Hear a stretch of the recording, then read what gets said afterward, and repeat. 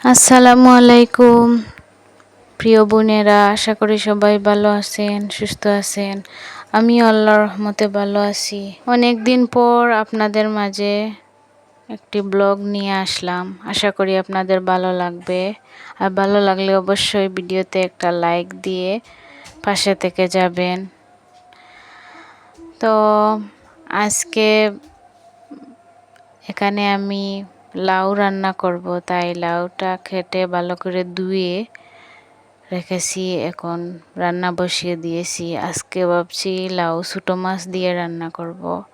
আসলে লাউ ছোটো মাছ দিয়ে রান্না করলে খুব মজা হয়। আপনারাও একবার ট্রাই করে দেখতে পারেন, অনেক মজা হয়। তো কথা বলতে বলতে আমার রান্না বান্না প্রায় শেষ। তো আমার লাউ সিদ্ধ হয়ে গেছে। এখন আমি অল্প পানি দিয়ে আর একটু সময় রান্না করে নেব।